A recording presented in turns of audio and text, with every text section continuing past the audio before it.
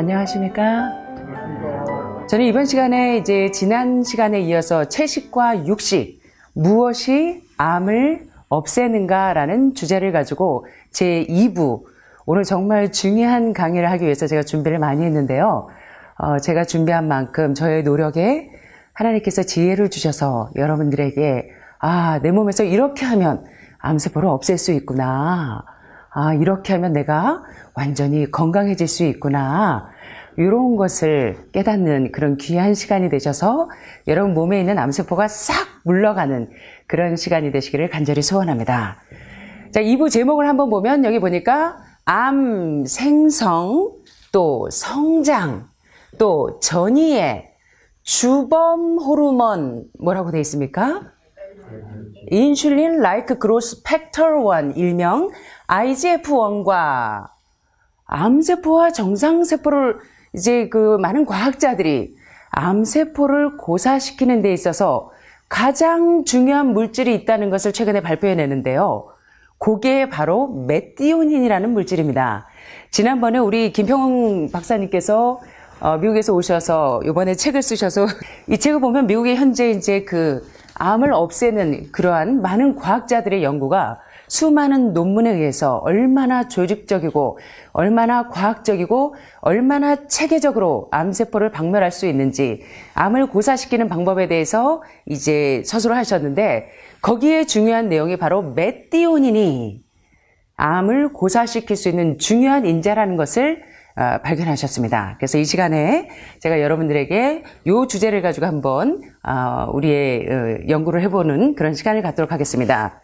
자, 여기 보니까 상당히 미인 박사님이 나오십니다. 이런 예쁜 박사님이 나오니까 기분 좋으시죠? 자, 여기 보니까 켈리 터너 박사라고 하는 이 아름다운 박사님이 계시는데요. 이 켈리 터너 박사가 저술하신 책 여기 보니까 어떤 내용이 있습니까? Radical Remission Surviving Cancer Against All Odds. 이게 무슨 제목이냐면 Radical Remission, 우리 교수님 잘 아시겠지만 한국말로 번역하기가 참 애매하죠. 이 모든 문장이 연결되어 있지 않으면 급진적인 발전이라 그래야 되나요? 암이 이제 급속하게 줄어든, 보시면은 여기 이제 한국말로 번역을 했을 때는 Radical Remission Surviving Cancer Against All Odds. 모든 시련을 견디고 살아남은 암 생존자들의 급진적인 진보라고 할까요? 그런 뜻입니다. 그래서 진행 중이던 암이 갑자기 휴명기 또는 캔서 돌먼시라고 하는 암 동면 상태에 들어간 사람들의 여기 보니까 the 9 key factors 9가지 공통점 중에서 1위가 무엇인지를 이 시간에 이 책을 다 보려면 다 볼 수 없으니까 자 1위가 있는데요. 자 진행 중이던 암이 급진적으로 휴명기에 들어간 사람들의 공통점이 있습니다. 여러분들처럼 하늘마을의 많은 환우분들이 사기에서 유방암에서 림프에서 급진적으로 암이 진행되다가 갑자기 휴명기에 들어가는 비결이 있었습니다. 여러분 뭐였어요? 여기 오시니까 뭐가 바뀌어요? 뭐가 바뀌어요? 자 여기 보니까 첫째 급진적으로 발전한 원인 1위가 바로 획기적으로 바꾼 식생활. 자, 획기적으로 어떻게 식생활이 바뀌었습니까? 여기 설탕도 나오고 고기도 나오고 우유도 나오고 치즈도 나오고 파리바게뜨 빵도 나오고 우리 서연이 좋아하는 자, 그런데 여기 보니까 진행 중이던 암을 급진적으로 휴명기로 만들 수 있는 첫 번째 공통점 중에 첫 번째가 뭐냐면 우리 식단에서 설탕이나 고기나 우유 유제품이나 흰쌀 흰밀가루, 흰설탕 고도로 정제된 정제식품을 우리 식탁에서 싹 버려버리니까 어떤 일이 일어났어요? 어떤 일이 일어났어요? 레디칼 리미션 상태. 급진적으로 여러분의 건강이 호전될 수 있는 그런 상태가 되었습니다. 한번 살펴보도록 하겠습니다. 특별하게 보시면 이런 빨간 붉은 고기, 이 육식이 대장암이나 전립선암이나 유방암과 같은 여러 암을 발생시킨다는 과학적 연구 결과를 말씀 안 드려도 여러분은 잘 아실 거예요. 또 이러한 동물성 단백질에는 포화지방 또는 동물성 지방이 많아서 우리 몸의 당뇨나 혈압이나 각종 심장혈관 질환을 초래할 뿐만 아니라 유방암, 대장암, 전립선암, 폐암 모든 암의 기본적인 원인이 바로 동물성 단백질과 동물성 지방이라는 사실은 여러분들이 알고 계실 거예요. 그런데 그러면 고기 생선 못 먹으면 우유는 괜찮지 않나요? 또 치즈는 괜찮지 않나요? 자, 여기 보니까 우유 유제품 속에는 포화지방은 물론 각종 오염물질, 특별히 호르몬, 성장 호르몬제가 많아서 암을 촉진시키고 암을 발생시키고 진행 중인 암을 전이시키는데 굉장히 중요한 인자라는 것을 이번 시간에 하나하나 살펴보도록 하겠습니다. 그리고 흰쌀, 흰밀가루, 흰설탕, 고도로 정제된 정제유 이런 것들을 일컬어 영양학자들은 정크푸드, 엠프티 칼로리, 영양가가 하나도 없는 무슨 식품? 쓰레기 식품. 자, 그래서 인체 생리대사가 원활하지 않고 배변작용이 원활하지 않으면서 장내 발암물질이 계속 축적이 되면서 장누수 증후군에 의해서 여러분들의 모든 병이 시작되었다는 것을 지금까지 공부하셨습니다. 자, 그래서 레디컬 리미션 상태로 들어갈 수 있는 유일의 비결은 뭐냐면 여기 보니까 정제되지 않은 통곡물과 콩종류, 과일, 채소 식단으로 바꾼 사람들이 우리 한번 같이 읽어볼까요? 암의 진행을 극적으로 정지시켰거나 완치한 사례가 제일 많았습니다. 그럴까요? 자, 그래서 우리가 잘못된 생활습관, 식습관, 암세포의 먹이를 계속 집어넣으면서 수술하고 항암하고 방사선하고 그래도 여전히 암세포는 크고 있고. 자, 그래서 진짜 여러분이 질병의 원인을 찾아서 제거하는 시간이 되기를 바랍니다.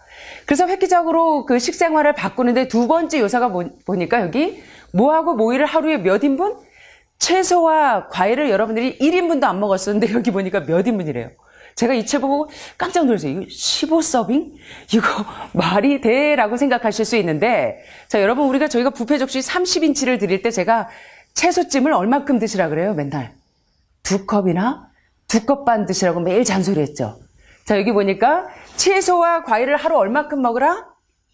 15인분에서 20인분으로 늘려라. 간장에 된장에 막 졸인 채소 말고 채소찜. 가급적이면 살짝 익힌 거. 자, 그래서 여기 보니까 생채소, 찐채소, 구운 채소, 야채 주스 등등 접시에 30인치 뷔페 접시에 몇 이상? 3분의 2 이상을 뭘로 채워요? 밥하고 두부로 채울까요? 여기 보니까 뭘로 채워라? 채소와 과일로 채워라. 몇 인분? 하루 15인분, 20인분, 20, 오늘부터 이제 여러분 뷔페 접시 꽉꽉 차는 거 아닌가 모르겠습니다. 그리고 나머지는 뭘로 채워라? 그 3분의 1 가운데 통곡물과 콩단백질 요리로 채우는 사람들이 암세포가 급속히 레디컬 리미션 상태에 들어갔더라. 자, 그러면 여러분 지금 현재 이렇게 하고 계시죠? 자, 그래서 채소와 과일 속의 항산화제, 항암제, 파이토케미칼, 파이토뉴트리션이 많아서 암 성장을 멈추게 하고 진행 중인 암도 원상으로 회복하게 하는 능력이 있더라. 자, 그러면 여러분의 뷔페 접시에 식사를 야채를 어떻게 하신다? 생채소, 찐채소, 구운 채소를 몇 인분? 15인분으로 늘리셔야 합니다. 자, 세 번째, 하늘마을에 오니까 FDI 디톡스 프로그램 일명 무슨 디톡스가 있었어요? 과일 해독식으로 어떻게 했어요, 여러분? 체질에 따라서 어떤 분은 333, 어떤 분은 337, 어떤 분은 뭐 일주일에 하루 각자의 체력에 따라서 헤모글로빈 수치가 너무 떨어지지 않거나 혈압이나 혈당 수치가 너무 저하되지 않을 때 각자의 몸의 형편에 따라서 반드시 뭐가 있어야 돼요? 해독작용이 없이는 암은 무엇이 답이다? 캔서, 디톡스 is answer. 암은 무엇이 답이다? 해독이 답이다. 그래서 여러분 보니까 어때요? 하늘마을 힐링 프로그램하고 같습니까? 어떠십니까? 같습니까? 자, 그래서 암 환자의 몸 안의 독소 제거를 위해서 하루 며칠? 3일에서 7일 정도 금식으로 해독요법을 시행했더니 암이 레디칼 리미션 상태로 들어가더라. 마지막으로 제가 물치료로 기적을 이룬 사람들, 어떤 그것을 제가 말씀드렸을 때, 그때 한 박사님이 그 유방암에 걸린 캘리포니아 대학교의 그 박사님이 뭐 때문에 이 병이 걸렸다고 말씀하셨어요? 예. 탈수 현장, 세포의 탈수. 그래서 주스나 커피는 하루 12잔씩 마시고 음료수도 많이 마셨는데 결국은 세포의 탈수 현상을 예방할 수 있고 피를 가장 맑게 할 수 있는 뭐를 안 마셨더라? 물을 안 마셨더라. 국도 좋아하시고 주스도 좋아하시고 우유도 좋아하시는데 드링크 제제도 좋아하시는데 세포의 탈수를 예방할 수 있고 피를 가장 맑게 할 수 있는 뭐는 안 마셨더라? 물은 안 마셨더라. 자, 그러면 획기적으로 바꾼 식생활이 뭔지 이제 이해가 가십니까? 그러면 여러분도 켈리 터너 박사님이 말씀하신 것처럼 레디칼 리미션 그 상태에 들어가실 수 있을까요? 네.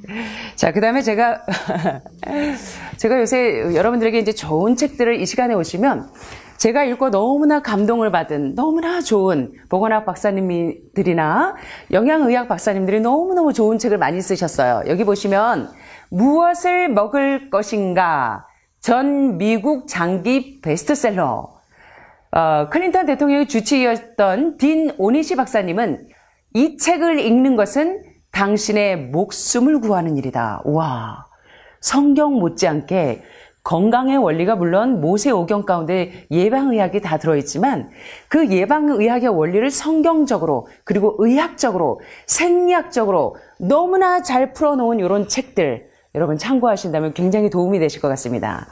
자, 그래서 여기 보니까 요 무엇을 먹을 것인가는 한국어로 번역이 된 책이고요. 미국에 있는 뉴욕타임즈지는 그 영양학의 아인슈타인이라고 불리는 요 책의 저자가 누군지 아십니까? 바로 콜린 캠벨 교수님이시고 토마스 캠벨 부부가 이렇게 책을 쓰셨는데 요 책의 원 제목은 The China Study입니다. 중국 연구라는 책인데요. 뉴욕타임즈가 이 The China Study를 얼마나 극찬을 하고 호평을 했는지 모릅니다. 과연 콜린 캠벨 교수는 영양의학의 아인슈타인이 맞다고 호평을 하셨고 또 이 책을 일컬어 그랑프리 오브 에피데미올로지 질병역학의 그랑프리감이다. 질병역학의 최고 영예상을 받을 만한 그런 책이 바로 콜린 캠벨 박사의 The China Study 한국어 번역판은 무엇을 먹을 것인가 라는 책인데요. 자, 이 책에 보면 이런 말씀을 하십니다. 이 콜린 캠벨 박사님이 그 영양학 교수님이시기 때문에 여러분이 영양학을 공부해 보시면 알겠지만 영양학에 있어서 가장 중요한 인자는 단백질입니다, 여러분. 단백질. 자, 그런데 영양학 교수가 우리의 식단에서 단백질을 줄여야 되고 단백질을 그것도 동물성 단백질을 제거해야 된다는 것은 여기 보니까 이교도가 된 느낌이 들었다고 말씀하십니다. 자, 우리 이분의 연구 결과를 한번 보겠습니다. 나는 영양학 교수로 단백질이 건강에 좋지 않을 뿐 아니라 암을 유발한다는 사실을 알고 이를 말하게 됐다는 것은 마치 내가 이교도가 된 느낌이 들게 했습니다. 자, 여기 한번 보겠습니다. 한번 읽어보겠습니다. 단백질을 적게 먹는 식사만으로도 발암물질로 인한 암 발생을 현저하게 막는 것을 보았습니다. 정말 그럴까요? 정말 그럴까요? 그런데 반대로 식물성 단백질인 콩이나 밀이나 견과류와 같은 식물성 단백질은 육식이나 유제품과 달리 암을 발생시켰다, 암을 축소시켰다. 암을 발생시키지 않았습니다. 정말 그런지 한번 살펴보도록 하겠습니다. 결론은 콜린 캠벨 교수의 무엇을 먹을 것인가 더 차이나 스터디의 주 내용의 결론은 이 두꺼운 책의 결론은 뭐냐면요. 이 책의 결론은 자, 우리 한번 여러분이 이 책을 안 보셨어도 요 시간에 요것만 참고하시면 이 책을 읽은 셈입니다. 자, 결론 첫 번째. 콜린 캐멜 교수는 뭐라고 말씀하시냐면 주로 육식을 하는 사람들은 여러 가지 만성적 성인병 질환을 앓고 있다. 어떤 사람들이?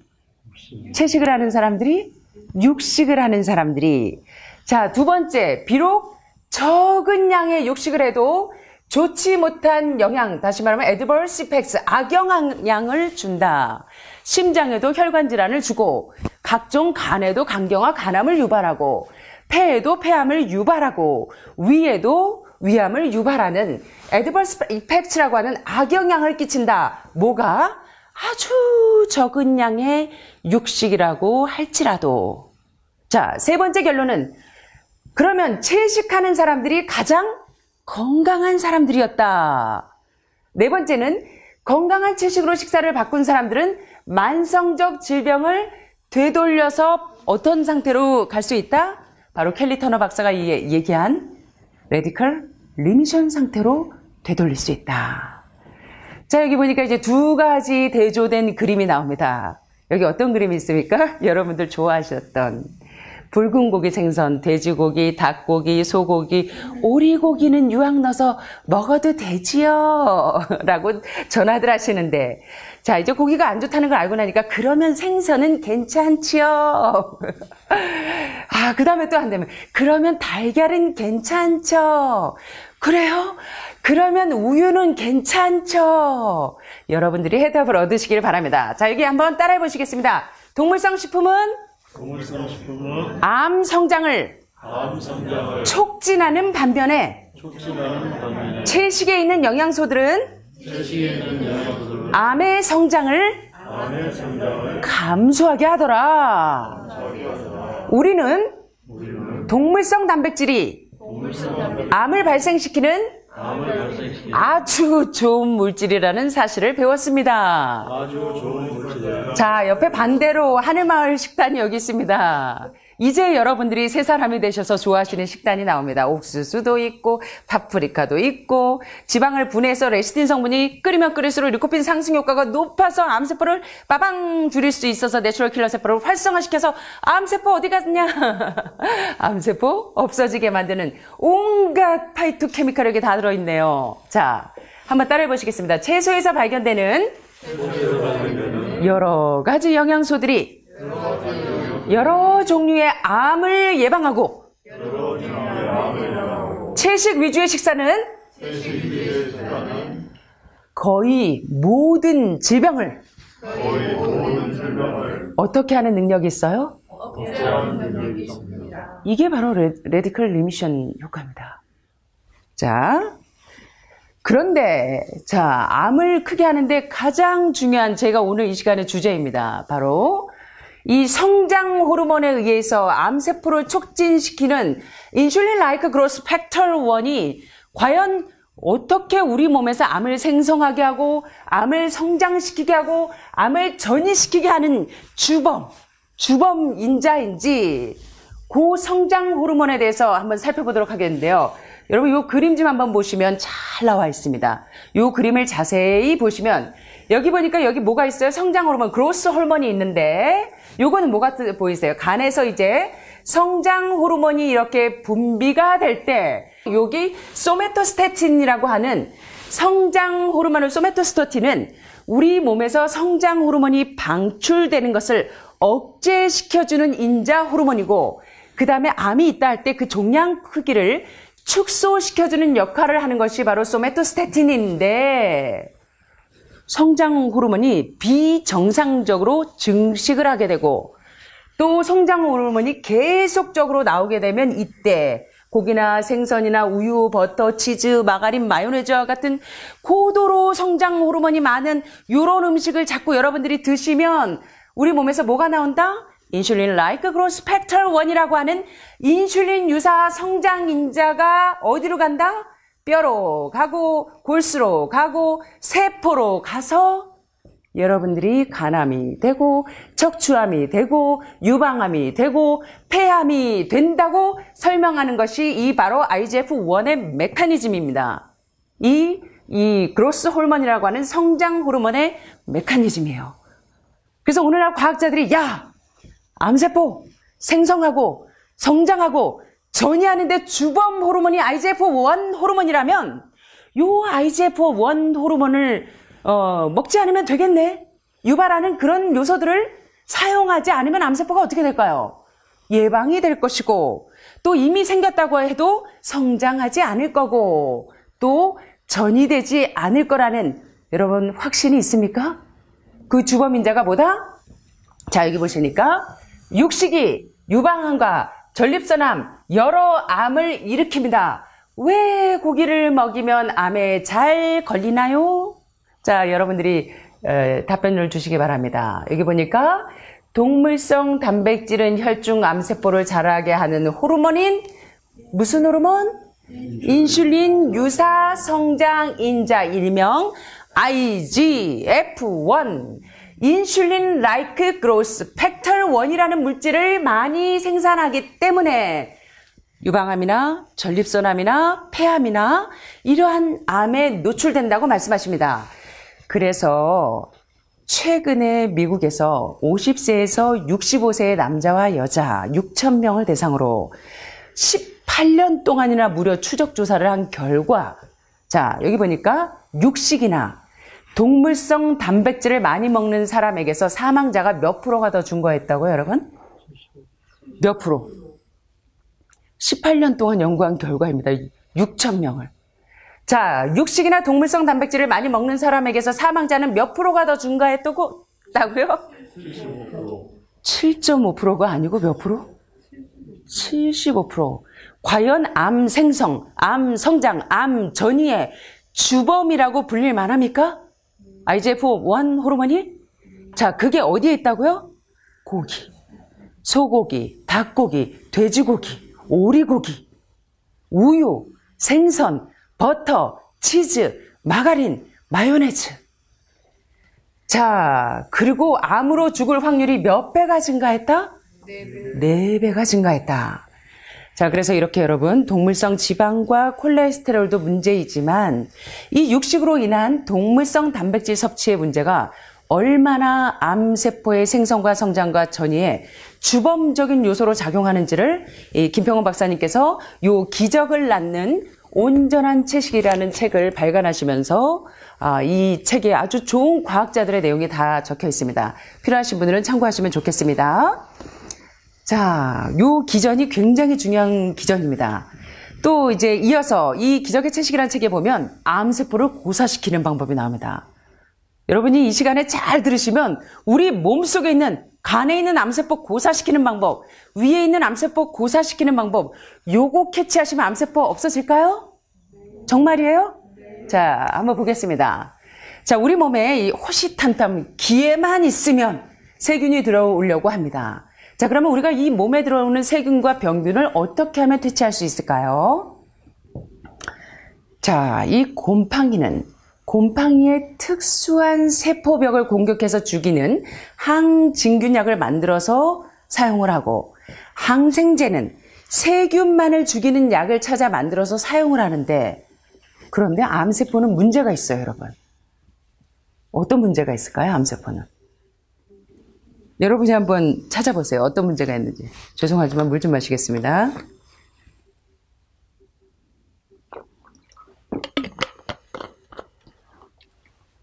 암세포는 어떤 문제가 있을까요?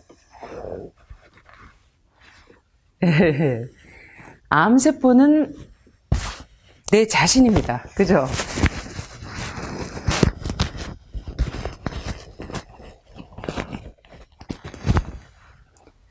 요 암세포는 우리 자신의 세포이기 때문에 이런 항암제로 공략할 수 없습니다.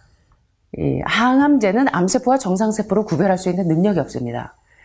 자, 그래서 요 암세포를 죽이려다가 오히려 암세포 20% 죽이려다 정상세포 7, 80%를 파괴시키는 그런 확률이 훨씬 더 많다는 걸 여러분들 아실 것입니다.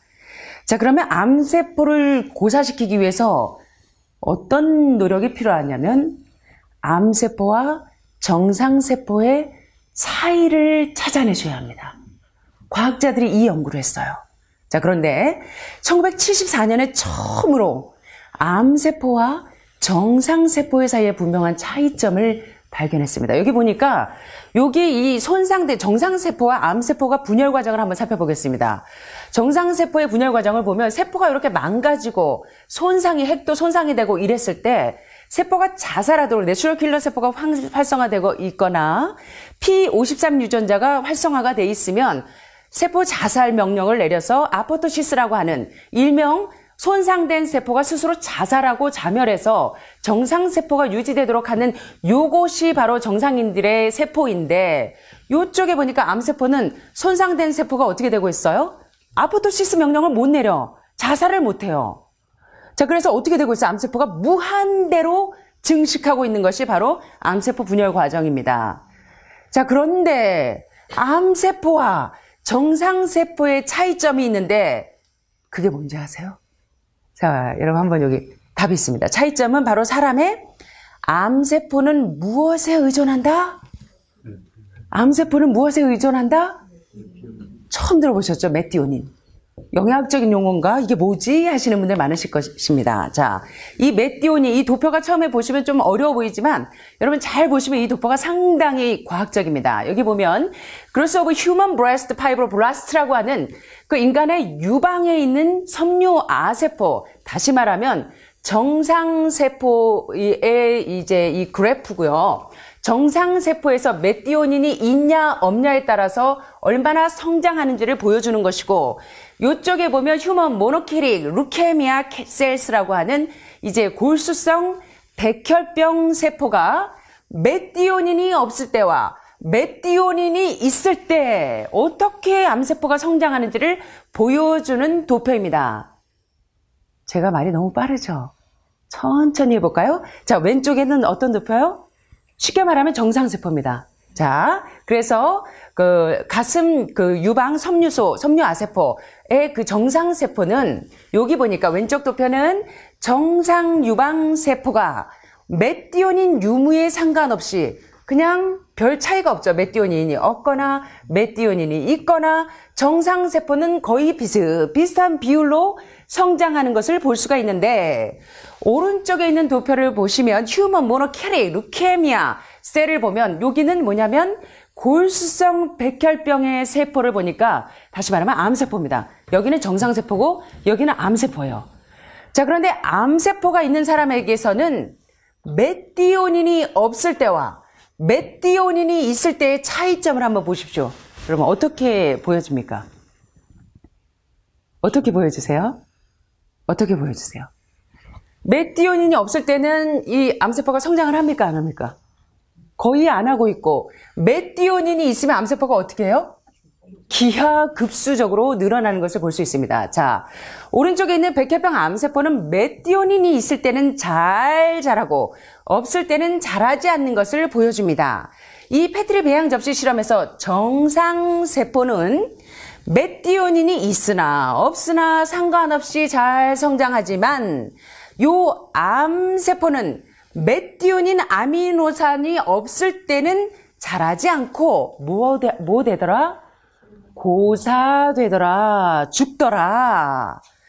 그래서 골수성 백혈병 암세포는 메티오닌이 꼭 있어야만 자라는 것을 발견했습니다. 이 도표 굉장히 중요한 도표입니다, 여러분. 자, 그러면 그 메티오닌이 뭔데요? 부원장님, 그 메티오닌이 뭔데요? 그걸 알아야 내가 메티오닌을 없애죠. 그게 없어. 이 메티오닌을 내가 사용하지 않아야 내 몸에서 암세포가 고사되죠. 그쵸, 혜림씨? 자, 메티오닌은 여기 보니까 유황기가 있는 무엇이다? 필수 아미노산 단백질의 하나이고 메티오닌의 화학구조는 C6H11NO2S인데 자, 요 도표를 보시면 여러분이 메티오닌 뭐라고 여러분? 우리가 먹는 모든 음식에 메티오닌이 들어있습니다. 자, 그러면 메티오닌이 많이 들어있는 음식이 암세포를 유발하는 주요 인자라는 걸 아셨기 때문에 자, 메티오닌이 많은 비율을 한번 살펴보도록 하시겠습니다. 여러분들이 좋아하시는 메티오닌이 가장 많은 음식은 여기 보니까 584 이 그래프에 가장 높은 비율을 차지하는 게 뭐예요, 여러분? 생선이에요. 어제 저한테 전화하신 분들이 부원장님 생선은 괜찮죠? 저 고기는 안 좋은, 이제 암세포를 크게 한다 그래서 저 생선 매일 먹는데 괜찮죠? 자, 요 메티오닌이 뭐다? 암 유발인자고, 암을 크게 하고, 암을 전이시키는 주요 인자다. 아시겠죠? 자, 1위가 뭐다? 생선이다. 자, 2위가 뭐예요? 닭고기다. 3위가, 그럼 계란은 괜찮잖아요. 하늘마을에 제발 계란 좀 먹게 해주세요. 자, 보니까 달걀도 메티오닌 수치가 만만치 않습니다. 자, 그 다음에 뭐다? 소고기다. 그 다음에 뭐다? 우유다. 역시 만만치 않아요. 자, 그런데 이쪽에 초록색 계열로 봐니까 콩이나 밀로 만든 빵이나 채소나 견과류나 과일에는 메티오닌 수치가 얼마예요, 여러분? 100도 안 돼요, 100도. 아주 적당하게 들어있습니다. 자, 이 도표를 통해서 우리가 뭘 알 수 있냐면 고기를 많이 먹는 사람에게서 대장암, 유방암, 전립선암, 폐암, 간암 그 원인이 바로 비례한다는 것을 보셨는데 그 이유는 바로 무엇이다? 메티오닌에 있더라. 자, 굉장히 중요한 발견이죠. 오케이. 자, 그래서 미국에 있는 과학자들이 이거를 이제 발표해 내시면서 많은 암 전문가들이 이제 요러한 사실을 근거해서 이제 암 환자를 케어하려고 상당히 노력들 하고 계시는데요. 여기 보면 이제 두 가지 도표가 나옵니다. 여기 보시면 첫 번째 이 도표는 소고기, 돼지고기, 양고기를 먹는 빈도수에 따라서, 다시 말하면 붉은 고기를 얼마나 자주 먹느냐에 따라서 대장암 발병 위험률을 한번 살펴보았는데요. 여기 한번 보실까요? 한 달에 한 번 이하 드셨을 때 대장암 발병률이 몇 프로예요? 제로. 한 달에 한 번 이상, 한 주일에 한 번까지 드셨을 때 대장암 발병률 몇 프로? 39%. 한 주일에 두 번이나 네 번 드실 때 발병률이 몇 프로? 50%. 한 주일에 5번에서 6번 드셨을 때 대장암 발병률 몇 프로? 84%. 매일 하루에 한 번 이상 고기를 드실 때 대장암 발병률 몇 프로까지 증가하더라? 149% 증가하더라. 자, 그러면 대장암과 육식과의 관계는 무슨 관계다? 무슨 관계다? 애증 관계다? 무슨 관계다? 인과관계죠. 자, 어렵습니까? 자, 그 다음에 여기 보니까 meat use and breast cancer risk. 고기를 사용할 때 유방암의 위험이 얼마나 증가하는가를 한번 살펴보겠습니다. 캐테고리와 리스크를 보는데 여기 보니까 low socio-economic status, 그러니까 낮은 사회 경제적인 상태일 때 eating meat occasionally, readily or not at all. 고기를 먹는 비율이 occasionally, 종종, 가끔 먹거나 rarely, 드물게 먹거나 or not at all, 거의 먹지 않았을 때는 유방암의 리스크가 몇이에요? 고기를 거의 사용하지 않았을 때는 유방암의 리스크가 몇이에요, 여러분? 여기 보세요. 1입니다. 1, 혜림씨. 자, 그런데 여기 보니까 high socio-economic status, 약간 높은 사회 경제적인 상태에서 eating meat daily, 매일 고기를 먹었더니 유방암 발병률이 몇 프로? 리스크가 몇 가지 올라갔더라? 8.5%, 다시 말하면 850%가 높아지더라. 이 도표를 보시면 여러분이 뭔가 깨닫는 게 있으시죠? 어떤 걸 깨달으셨어요? 깨달은 거 저한테 좀 말씀 좀 해주세요.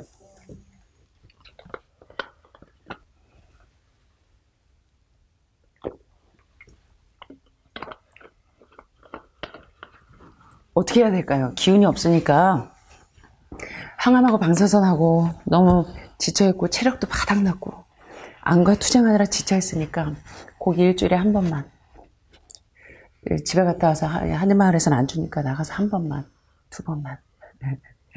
자, 이 도표 보시니까 어떤 생각이 드세요? 정 떨어지시죠? 자, 그러므로 암을 예방하기 위한 전략은, 자, 메티오닌이 많은 음식을 먹어야 될까요? 적은 음식을 먹어야 하고, 또 이 발생한 암이 다른 기관으로 전이되는 것을 막기 위해서도 메티오닌이 적은 음식을 먹어야 합니다. 그래서 우리 몸에서 메티오닌 억제는 무엇을 통해서 이루어질 수 있다? 주로 채식을 통해서 이루어질 수 있고, 콩은 메티오닌이 적은 식품이기 때문에 여러분이 완전 단백질을 아유, 고기, 생선, 우유, 달걀 없이 어떻게 단백질을 섭취할 수가 있어요? 그래서 처음에 오시면, 아유, 저 아무리 봐도 이 단백질이 부족하지 않을까 걱정됩니다. 기운이 없어요. 이런 분들 많으시죠? 자, 그런데 곡식 단백질에는 라이신이 부족하고 콩 단백질에는 요 메띠오닌이 부족하기 때문에 곡식과 콩을 혼식해서 드시면 여러분은 매일매일 완전 단백질을 섭취하실 수 있습니다. 아시겠죠? 자, 그래서 메띠오닌을 집어넣지 않는 것이 중요하다.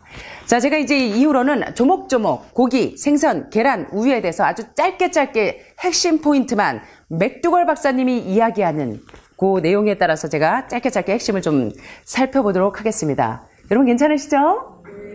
자, 그러면 맥두걸 박사는 이렇게 이야기합니다. 자, 그러면 동물성 단백질과 동물성 지방은 암세포를 생기게 하고 생긴 암세포를 더 빨리 슉슉슉슉 크게 하고 그리고 이것저것으로 막 전이를 시키는 주범인자인 인슐린 라이크 그로스 팩터 1의 주범이고 또 이 생선, 달걀, 우유 이런 애들이 다시 말하면 동물성 지방과 동물성 단백질이 암을 고사시킬 수 있는 메띠오닌을 성장시키기 때문에 그렇다면 내가 암에 걸렸다면 메띠오닌이 적은 음식을 먹어야 되겠구나 라는 것까지 캐치하셨습니다. 맞죠? 자, 그러면 단백질 어디서 섭취해야 될까요? 자, 이제 우리 맥두걸 박사님이 이렇게 얘기합니다. 1940년 예일대의 생리화학과 교수인 러셀 헨리 치턴튼 교수님은 이 피지올로지컬 이코노믹 인 뉴트리션이라고 하는 영양에서의 생리적 절약 시스템이라는 요 책을 쓰시면서 이렇게 이야기합니다. 굉장히 재밌는 얘기예요. 제가 이 맥두걸 박사님의 책을 보면서 많이 웃어요. 킥킥대고 웃을 때가 많아요. 저희 제목도 되게 재밌는 게 많은데 한번 좀 이따 보여드리겠습니다. 여기 보니까 우리는 모두 무엇의 창조자들이다? 습관의 창조자들이다. 그쵸? 여러분 새들도 채소 먹고 그 다음에 단백질 먹고 그 다음에 탄수화물 먹고 각자 따로 먹습니다. 우리처럼 밥 한 숟갈, 반찬 한 숟갈, 밥 한 숟갈, 고기 한 숟갈, 밥 한 숟갈, 김치 한 숟갈 이렇게 짬뽕으로 먹지 않아요. 그래서 새들은 성인병이 없습니다. 맞습니까? 동물들은. 자, 그런데 우리는 모두 무엇의 창조자들이다? 잘못된 습관의 창조자들이다. 자, 우리의 미각은 여기 보니까 고단백질 육류에 무슨 반응을 일으킨다? 흥분 반응을 일으킨다. 왜요? 고기를 죽일 때도 흥분하지 않으면 이 동물들을 죽일 수 없습니다. 맨정신으로 동물 못 죽이죠. 맞습니까? 자, 그래서 이제 이 고기를 먹으면 흥분 반응을 일으키는데 이 고기를 먹으면 혈액에 열을 일으키고 신경을 흥분시키는 특이동적 작용에 의해서 흥분 반응을 초래하는데 우리는 우리 자신에게 질문해 보아야 합니다. 이러한 습관적인 미각이 생략적 욕구로 인한 반응일까? 아니면 내 타락한 미각의 강요에 의한 반응일까? 요것을 질문해야 합니다. 누구에게? 요리해주는 아내에게? 우리 김 선생님 힘드시면 조금 누우셔도 되고 의자 앞으로 하셔도 됩니다. 네. 자, 누구에게 질문해 봐야 돼요? 내 자신에게, 병든 내 자신에게 질문해 보셔야 합니다. 그래서 치턴튼 교수는 이렇게 말씀하십니다. 인체에서 필요한 최소한의 단백질만으로 최적의 건강 상태를 유지할 수 있다. 여러분 제발 우리 환우분들이 단백질에 목숨 좀 안 거셨으면 좋겠습니다. 해독식을 하고 막 이러니까 여러분들이 자꾸 단백질이 부족하고 막 살이 빠지니까 단백질 부족한 줄 알고 막 콩도 얼마나 드시려고 하고 막 이렇게 두부도 얼마나 드시려고 하고 단백질에 목숨 거시는지 모릅니다. 그래서 이 시간에 이제 왜 이렇게 맥두걸 박사가 이 단백질, 치턴튼 교수가 이 단백질에 대해서 강조하고 계시냐면요. 여기 보시면 필요 이상의 과도한 단백질 섭취는 몸에 해를 끼치는데 특별히 어디에? 간하고 또 어디에? 신장에 해를 끼칩니다. 여기 고기, 생선, 계란, 우유, 유제품의 해악을 한마디로 요약을 해놓은 말씀이 있는데 이거 한번 같이 읽어보겠습니다. 자, 시작. 과도한 단백질은 산화될 때 신장을 통해서 배출해야 할 질소물들을 완전 분해할 수 없습니다. 뭐가요? 과도한 단백질은 신장을 통해서 배출해야 할 질소 화합물들을 완전히 분해할 수가 없다고요. 그러면 이 신장에서 분해하지 못한 이런 질소성 단백질, 이게 뭡니까, 여러분? 요게 바로 독성 물질이 돼서 혈관을 떠돌아다니면서 요게 바로 우리 몸에 여러 기관에 암병을 유발하는 것입니다. 이해되시죠? 네. 자, 그래서 전문가들은 이렇게 얘기합니다. 단백질 하루 몇 그램? 예, WHO에서는 단백질은 하루에 40에서 60g으로 충분하다. 활동량이 많은 사람들도. 자, 그렇다면 여러분들처럼 활동량이 적은 분들은 어떻게 해야 될까요? 자, 이 단백질은요, 우리의 이 세포를 만들거나 호르몬을 합성하는 데 있어서, 그리고 우리 몸을 보수하는 데 있어서 상당히 중요한 인자이지만, 그러나 얼마나 과연 그러면 필요할까요? 자, 우리 인간은 피부를 재생하고 다양한 손실을 복구하기 위해서 하루에 약 3g의 단백질을 사용하는데, 이러한 손실을 고려해 볼 때 매일 필요한 단백질은 몇 g에 불과합니다? 2, 30g에 불과합니다. 그래서 여러분 아침마다 콩물 드릴 때 몇 국자? 반 국자. 고기에 바로 20g입니다, 여러분. 아시겠죠? 그러니까 한 그릇씩 드시면 안 돼요. 한 국자씩 드시면 아까 보신 것처럼 지방이 썩고 단백질이 썩어서 과산화상토 질소 화합물을 만들어서 암병을 더 크게 한다는 것을 이해하셔야 됩니다. 아시겠죠? 단백질에 여러분들이 목숨 걸지 않게 되셨으면 좋겠습니다. 그래서 맥두걸 박사가 또 이렇게 얘기합니다. 여기 뭐라고 말씀하세요? 모르면 속는다. 모르면 속는다. 자, 이것을 깨달은 한 환우분이 이렇게 이야기합니다. 우리 가족은 앞으로 고기와 유제품을 멀리하고 저지방 채식을 하기로 했어요. 자, 그랬더니 주치의가 이렇게 얘기합니다. 저는 강하게 반대합니다. 여러분이 많이 들으셨죠? 여기 오시면 다들 그러세요. 제가 이제 방이 없어서 프로그램들을 짜드릴 때 환우분들한테 식사를 이렇게 바꾸시고 해독 프로그램을 이렇게 하시고 이제 이렇게 얘기하면, 그런데 우리 선생님은 고기하고 우유하고 달걀을 매일 먹어야 된다 그랬는데요. 자, 여기 말씀하십니다. 저는 강하게 반대합니다. 식물성 음식은 필수 아미노산이 부족해서 단백질 부족 현상이 생기죠. 좀 더 건강한 식단을 생각해 보세요. 균형을 맞추기 위해서 육류, 유제품, 달걀과 같은 고단백질 식품을 같이 섭취해야 합니다. 어제 하늘마을에 계신 엘 여사님께서 의사는 저를 그렇게 제 건강을 염려하는 것 같지 않아요. 그래서 유튜브에 의사 말 반대로만 하면 살 수 있다라는 말이 있대요. 라고 누가 댓글을 달아주셨는데 참 재밌어서 제가 막 웃었습니다. 자, 요것은 당신 의사의 견해일 뿐 아니라 한때 미국 심장협회 영양위원회가 강력히 주장했던 오설입니다. 그 의견들은 지금 어디에 있나요?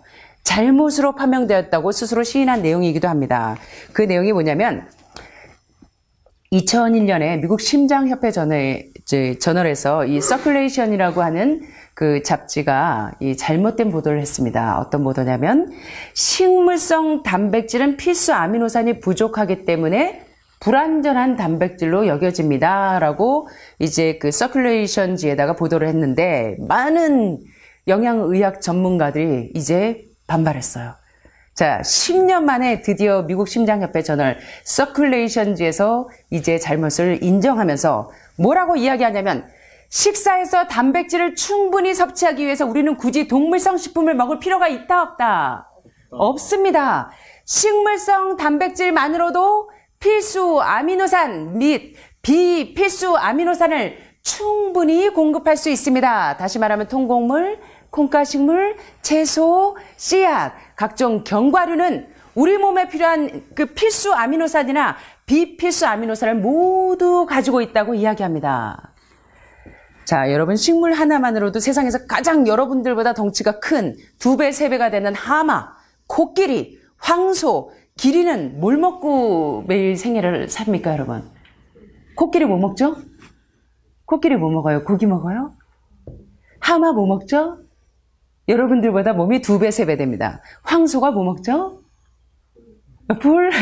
기린은 뭐 먹죠? 저희가 집 짓는 동안 저 밑에 어르신 댁에서 6개월을 이제 창고방에서 아빠하고 저하고 늘 기도하면서 거기서 아무것도 없을 때 그렇게 시작할 때 그 옆집 어르신하고 이제 식사를 같이 해서 먹는데 마당에서 해서 그때 그 어르신이 저희 별명을 지어줬는데 풀만 먹는다고 저희 보고 염소 부부래요. 염소 부부. 풀떼기만 먹고 어떻게 힘을 써 그러시는데 우리 어르신이 여기 계시면 제가 코끼리도요, 하마도요, 기린도요, 황소도요 풀만 먹어도 힘만 세더라. 병만 안 걸리더라. 아셨죠? 자, 그러면 여기 이 그림을 한번 살펴보도록 하겠습니다. 자, 그러면요, 우유는 마셔도 되겠죠? 자, 당신의 뼈를 튼튼하게 하는가, 우유. 제가 이 제목을 보고 얼마나 킥킥대고 웃었는지 제목 한번 읽어보시겠어요? 자, 우유. 당신의 뼈를 튼튼하게 하는가? 낙농 어깨를 튼튼하게 하는가. 재밌죠? 이 맥두걸 박사님 굉장히 재치 있으십니다. 이 책 보시면 여러분 킥킥대고 웃을 게 많아요. 자, 우유가 당신의 뼈를 튼튼하게 하는가 아니면 낙농 어깨를 튼튼하게 하는가. 자, 그러면 칼슘은 채식을 통해서 충분히 얻을 수 있나요? 메리치 꼬랑이라도 먹어야 되는 거 아니에요? 그래도 하루에 우유 한 컵 저지방 우유 정도는 되지 않아요? 그리고 치즈 한 덩이는 되지 않을까요? 자, 여기 2006년 영국 의학저널에서 이렇게 이야기합니다. 소에서 나온 우유 및 유제품을 자주 먹는 사람들은 노년의 골다공증 및 엉덩이 골절에 걸릴 확률이 월등히 높습니다. 자, 비율을 보겠습니다. 헬티본, 건강한 뼈, 오스테오폴로시스, 이건 뭡니까? 골다공증에 걸린 뼈에 보니까 구멍이 송송송송송송송송송송 구멍이 나 있더라. 뭐 먹었더니? 우유를 좋아했더니. 자, 여기도 보니까 이 건강한 뼈가 아니고 요건 건강한 뼈인데 요거 뭐 어떤 뼈예요? 오스테오폴로시스, 골다공증 걸린 뼈는 보니까 앙상하게 뼈에 구멍이 송송송송송송 나 있으니까 병원에 가면 골다공증이면 뭐 먹으라 그래요? 뭐 먹으라 그래요? 사골국물 먹으라 그래요. 자, 사골국물을 먹으면 어떻게 될까요? 칼슘과 인산의 비율이 맞지 않아서 어떻게 될까요? 칼슘이 다 빠져나가겠죠. 몸에 칼슘이 부족하니까 칼슘 보충제 드셔야 되겠죠. 자, 이제 한 컷 뒤에 나옵니다. 자, 여기 보니까 우유는 사람을 위한 것입니까? 송아지를 위한 것입니까? 제목 역시 너무 재밌죠. 맥두걸 박사님 너무 재치 있죠. 우유는 여러분을 위한 것이 아니라 송아지를 위한 것이라고 말씀하십니다. 자, 여기 우리 음식물에 포함된 산의 농도를 한번 살펴보겠습니다. 여기 보니까 산의 농도가 위쪽으로 갈수록 산성이고 아래쪽으로 갈수록 알칼리성입니다. 보니까 체다 치즈가 몇이에요? 최고치예요. 최악입니다. 10이고 산도가 생선 대구가 9.3, 닭고기가 7.0, 소고기가 6.3, 완두콩은 1, 알칼리네요. 밀가루 1, 감자 마이너스 5.0, 사과 마이너스 5.0, 바나나 마이너스 6.0, 토마토 마이너스 18.0, 시금치 마이너스 56.0. 이야, 이래서 뽀빠이 아저씨가 시금치 먹고 울트라 이 근육맨이 된 거구나. 맞죠? 야, 이래서 미국에서 뽀빠이 아저씨 뿅뿅 하고 올리브를 구해주러 오는구나. 자, 이거 보니까요. 이 제인 플랜트라고 하는 이 과학자가 자기가 42세 유방암 진단을 받았어요. 42세. 7년 동안 5번 유방암이 발병했습니다. 그런데 이 여자가, 이 제인 플랜트라는 이 박사님이 무슨 책을 썼냐면, 요거 좀 한번 읽어보세요. 여자가 우유를 끊어야만 하는 이유. 요 책 좀 여러분들이 사서 읽어보십시오. 자, 그러면 여러분 냉장고 문 열고 맥두걸 박사님이 가르쳐준 대로 우유 다 갖다 어디다 버려요? 쓰레기통에 넣게 돼 있습니다. 아우, 죄송합니다. 저 이제 미워하는 사람들이 너무 많아. 낙농업자들이 미워하고. 아이고. 자, 보니까 산도가 가장 높은 치즈는 전신을 중독시켜서 엘렌 화이트 여사는 치즈는 우리 몸에 대지도 말아라. 자, 그래서 유제품 지방 비중이 매우 높아서 더 위험하고 또 우유에 들어있는 이 단백질은 무슨 단백질이다? 인슐린, 라이크 그로스 팩터 1 인슐린 유사 성장 호르몬을 증가시켜서 슉슉슉슉. 그러니까 암 성장도 우유 먹으면 슉슉슉슉 크고 유방암, 전립선암, 뇌암, 결장암, 폐암 발병률도 점점 슉슉슉슉 올라가고 이러한 유제품이 알레르기와 심각한 자가 면역 질환의 무엇이다? 범인이 뭐였다? 내가 매일 마셨던 우유 한 잔, 우유 2잔이 바로 제인 플랜트 여사가 유방암을 7년 동안 5번 발병한 다음에 깨달은 사실은 여자는 우유를 어떻게 해야 된다? 끊어야만 한다. 그럼 남자는 마셔도 되겠네요? 자, 그래서 여러분 잘 깨닫게 되시기를 바랍니다. 자, 게다가 우유 속에 함유되어 있는 이 유당 락토즈는 잘 분해되지가 않아서 대부분 위경련이나 설사의 원인이 됩니다. 그래서 어쩌다가 이제 저희가 한 10년 전쯤인가 아빠가 저희 이모님 댁에 갔더니 저희가 이제 음료수도 안 마시고 뭐 다 안 마시니까 우유를 가지고 오셨는데 예의상 그거 한 잔 먹고 아빠가 하루 종일 화장실 가더라고요. 어떤 성분 때문에. 우유 속에 있는 유당 락토스는 잘 분해되지가 않아서 위경련이나 설사의 원인이 됩니다. 그래서 이러한 이 우유도, 자, 우유는요, 우리에게 해악을 끼치려고 만들어지지 않았습니다. 다만, 사자의 젖은 사자를 위한 것이고, 또, 우유는 송아지에게 6달 동안 먹이기 위한 먹이일 뿐입니다.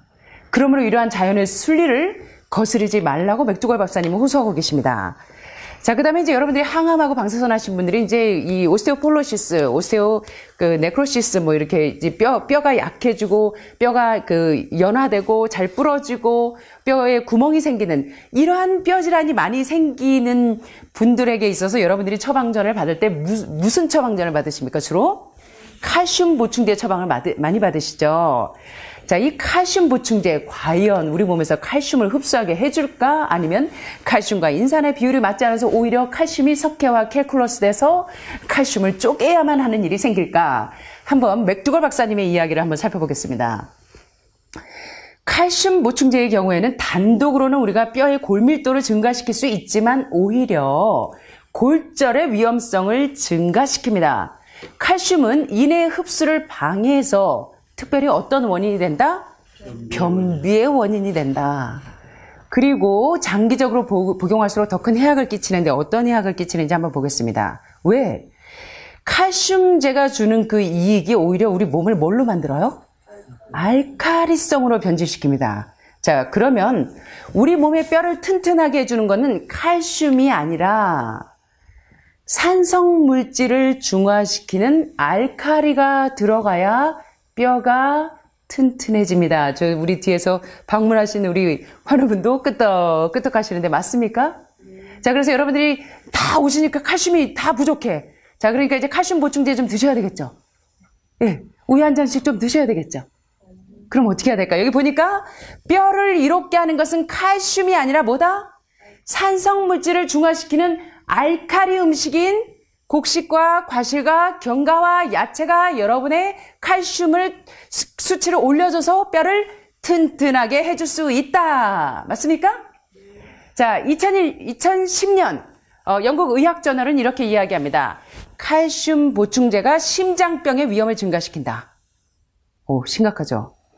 2007년 미국 농무부에서는 미국 내 유제품을 생산하는 축사의 89%가 소 백혈병 바이러스에 감염이 돼 있다. 저희가 한 10년 됐나요, 원장님? 저희가 미국에 갔을 때 이제 건강 잡지에다가 그 원고를 좀 써달라 그래서 그때 원장님이 이제 이 보베인 루케미아 바이러스에 대해서 썼었어요. 그러니까 이 소 광우병. 소의 뇌에 구멍이 생겨서 뿅뿅뿅 해서 이제 미치는 병. 그 병에 대해서 이제 이 육식이 우리에게 주는 그 피해에 대해서 그때 썼었는데 그때 저희가 이걸 연구하면서 더 많이 놀랐습니다. 자, 그런데 미국에 있는 유제품을 생산하는 축사의 몇 프로가? 여기 보니까 89%가 소 백혈병 바이러스에 감염되어 있다. 자, 그러면 2003년 12월 캘리포니아 대학에서 지역 주민 257명 중에 74%가 소 백혈병 바이러스에 감염되었다고 발표했는데요.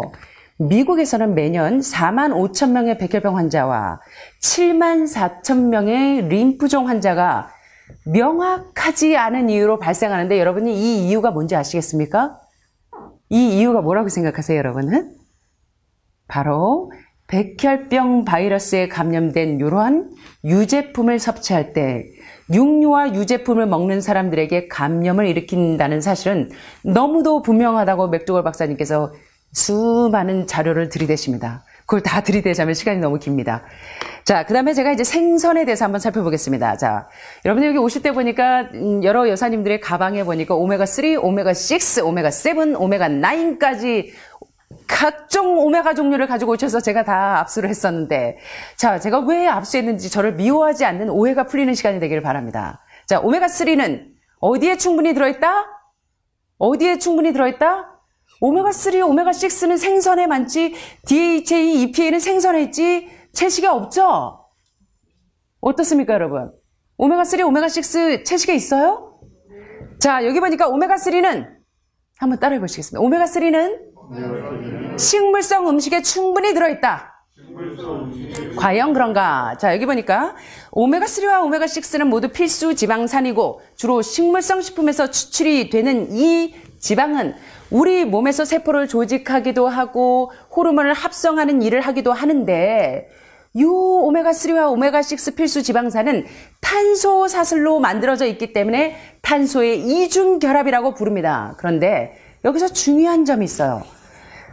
오직 식물만이 요 이중결합, 탄소 이중결합을 세 번째에서 했을 때 오메가3, 또 여섯 번째 지점에서 이중결합할 때 오메가6가 되는데, 생선과 여러분이 아시는 것처럼 여러분 인터넷 이렇게 쳐보세요. 유튜브에. 이제 이렇게 네이버나 이렇게 검색해 보시면 오메가3, 오메가6 섭취하라고 생선 많이 먹으라는 게 주된 보도입니다. 자, 그런데 여기 보니까 생선과 동물성 식품은 우리 몸 안에서 오메가3나 오메가6 지방을 생산한다, 못한다? 생산한다, 못한다? 자, 여기 보니까 생선과 동물성 식품은 인간의 몸 안에서 오메가3나 오메가6 지방을 생산해내지 못한다. 자, 그럼 질문이 있습니다. 신경 조직의 오메가3 지방산인 DHA가 고도로 농축되어 있어서 생선과 생선 오일을 먹으면 이 정신 건강이 향상이 되고 안정이 되고 또 신경질환이 예방된다고요? 라고 질문합니다. 여러분 어떠세요? 맞는 것 같아요? DHA, EPA 먹으면 머리도 좋아져서, 우리 이제 일본에서 옛날에 생선을 많이 먹잖아요. 그래서 제가 학창 시절에 보면 DHA, EPA 그거 먹어야 머리가 좋아진다고 영양제도, 부잣집 아이들은 영양제도 먹고 또는 이제 참치도 먹고 막 이제 그랬던 기억이 납니다. 자, 그런데 여기 뭐라고 나와요? Yes! No! 왜? 채식주의자는 육식하는 사람보다 정신적 청명함이 2배 이상이고 치매 확률도 50% 이하이다. 그래서 다니엘이 뜻을 정하여 왕의 진미와 포도주로 자기를 더럽히지 아니하리라고 결정하고 그렇게 하나님의 말씀에 순종하고 하나님께서 우리에게 주신 음식을 먹었을 때 다니엘서 1장에 보니까 다니엘이 뜻을 정하여 곡식과 과실과 견과와 야채로 내 몸을 더럽히지 않았더니 다니엘서 2장에 보니까 박사와 술객보다 지혜가 몇 배나 뛰어났더라? 무려 10배나 뛰어났더라. 자, 여기 보니까 정신적 청명함이 2배 이상이고 치매 확률도 50% 이하인 것으로 밝혀졌는데, 존 랭던 교수는 필수 지방산에 관한 연구에서 이렇게 얘기합니다. 결론적으로 DHA가 뇌의 진화에 있어서 결정적 자원이라는 가설은 수정되어야 한다. 식물성 식단이 DHA나 오메가3 지방산을 알맞게 공급하는데 부족하다는 근거는 어디에도 찾을 수 없다. 이게 무슨 얘기인지 아시죠? 자, 그 다음에, 자, 생선을 먹지 말아야 될 두 번째 이유입니다. 여러분, 특별히 이제 우리 며느리들이 임신을 했거나 이럴 때, 생선은 임신 중독증, 또 기형아 출산에 가장 어려운 요인이기도 합니다. 여기 보니까 생선을 먹거나 생선 오일 보충제를 먹거나 할 때 다 무슨 위험이 있다? 수은 중독 위험이 있습니다. 자, 수은은 강과 우물, 바다에 스며들어서 독성이 강한 어떤 수은으로 바뀐다? 메틸 수은으로 전환되는데 결국은 먹이 사슬로 들어가서 더 강한 수은으로 농축이 되고 먹이 사슬의 꼭대기에 있는 생선은 수은 오염에 가장 크게 노출이 되어 있는데 여러분 어떤 생선이 먹이 사슬의 꼭대기에 있을까요? 맨 꼭대기에. 여러분들이 좋아하시는 어저께 오시는 분들이 연어를 매일 하루에 한 번씩 드신다 그러더라고요. 보니까 강꼬치, 베스, 참치, 연어, 황새치, 청어, 고등어, 정어리와 같은 바다 물고기는 EPA와 DH 농도가 매우 높아서 지방산이 그렇게 많은 생선일수록 수은 함유율 또한 매우 높다는 점에 여러분이 주목하셔야 합니다. 참치하고 연어 매일 드셔야겠죠? 자, 지방산이 많은 생선, DHA와 EPA가 높을수록 수은 함유율이 낮다, 높다? 비례한다. 게다가 조개류, 각갈류, 뭐 게, 꽃게, 무슨 영광꽃게? 무슨 꽃게요? 그것만 되면 기절하시는 분들이 있고 오징어, 문어 기절하시는 분들이 있는데 보니까 조개류, 각각류도 아주 위험한 환경공해로 오염되어 있고 특별히 해산물의 수은 오염은 우리 몸에서 만성 수은 중독의 유일한 원인인데 여기 보니까 부작용이 치과에서 아말감으로 충전제를 할 때 요 수은 중독의 위험이 있고 두 번째 임신 중독에서 기형아 출산의 위험이 있고 각종 피부 질환에 이러한 이 알러지 반응이 있고 수은 중독은 상당히 위험해서 심장이나 신장이나 면역계나 신경계 질병, 간질의 원인이 되기도 하고 또 뇌 속에서 운동신경장애, 기억상실, 학습장애, 우울증의 원인이 되기도 하고 자, 제가 여러분 계속 재우고 있나요? 자, 조금만 하겠습니다. 이제 한두 컷 남았습니다. 그래서 생선과 생선 오일은 수은 중독만 위험한 게 아니라 여기 보니까 어떤 요소가 있다? 암을 촉진하는 독성 물질을 함유하고 있고 인체의 임신 및 기형아 출산에 악영향을 가져서 이 수은 중독이 되면 산모들이 엄마한테는 오히려 피해가 덜한데 아기한테 그 영향이 다 간다고 합니다. 자, 그래서 우리 보니까 생선 오일은 아주 소량일지라도 몸에 나쁜 LDL 콜레스테롤을 증가시킨다. 이해되시죠? 예. 자, 그래서 이제 여기 심장협회에서 계속적으로 생선 사용과 오메가3, 오메가6 이 사용량은 비례하지 않다. 자, 한번 설명해 보겠습니다. 생선이랑 오메가3 지방산 섭취와 순환기 개선 효과는 관련이 있다, 없다? 생선을 먹어야 심장 질환이 없어진다. 맞아요? 맞습니까? No. 그러면 어떻게 해야 심장 질환이 없어진다? 여러분이 건강한 채식 식생활을 하고 금연하고 운동하면 여러분이 건강해지신다. 2010년 11월 뉴 앵글랜드 의학 저널에서는 심장마비가 발견되었던 환자들을 대상으로 40개월 동안 EPA와 DH를 공급해서 치료했더니 치료 개선 효과가 있더라 없더라? 전혀 없더라. 2010년 12월 미국 의학연합저널은 6개월 동안 생선 오일로 임상실험을 했지만 어떠한 건강상 이득도 보지 못했으면 오히려 헉! 심장이 뭐가 와요? 이런 관상동맥 질환이 오고 동맥에 나쁜 결과를 초래하더라. 결과적으로 건강한 식생활이라고 알려진 생선 섭취는 자, 한번 따라해 보시겠습니다. 혈관을 오염시키고 심장병, 중풍, 암병의 위험성을 증가시킬 뿐이다. 마지막입니다. 이 책을 쓰신 이 강신원 선생님이 에필로그에 이런 말씀을 하십니다. 여러분의 손을 한번 들여다보십시오. 여러분의 손. 여러분의 손이 사자처럼 갈기가 있습니까? 아주 날카로우세요? 발톱이 세고 다른 동물들을 잡아먹을 만큼 아주 날카롭습니까? 손이 어때요? 너무 고우시죠? 자, 사람의 손은 무엇을 구해 먹기에 좋은가? 사자나 하이에나의 발톱처럼 강해서 소나 사슴의 엉덩이를 찍어 누를 수 있나요? 부드러운 우리의 손은 과일을 따거나 풀을 뜯거나 쑥을 캐거나 야들야들 식물의 뿌리를 캘 정도에 불과하고 자, 우리의 치아는 사자의 이빨처럼 부스부스 삐죽삐죽 이렇게 나와 있나요? 자, 우리의 치아에는 요 캐나인 세 번째 송곳니만 빼고는 아주 무난합니다. 그래서 호랑이나 표범처럼 날카로워서 얼룩말의 목도미를 콱 물어갖고 살점을 베어먹게 되어 있는가? 아닙니다. 고작해야 과일을 베어 물거나 곡물을 갈아 먹기 알맞게 설계되어 있어요. 사람이 채식 동물이라는 증거가 이보다 더 명확한 증거가 어디에 있습니까? 하나님께서 우리가 그렇게 먹도록 설계하셨습니다. 그래서 너희 몸은 너희의 것이 아니라 값으로 산 것이 되었으니 먹든지 마시든지 무엇을 하든지 다 하나님의 영광을 위해서 하시게 되기를 바랍니다. 마지막 것입니다. 육식동물들은 고기를 아무리 먹어도 혈관에 혈전이 생기지 않아요. 장이 짧고 위액의 산성이 강해서 거뜬하게 소화할 수 있습니다. 그 동물들은 수천만 동안 그렇게 진화했는데 사람도 채식만 하면 절대 혈관이 막힌다, 안 막힌다?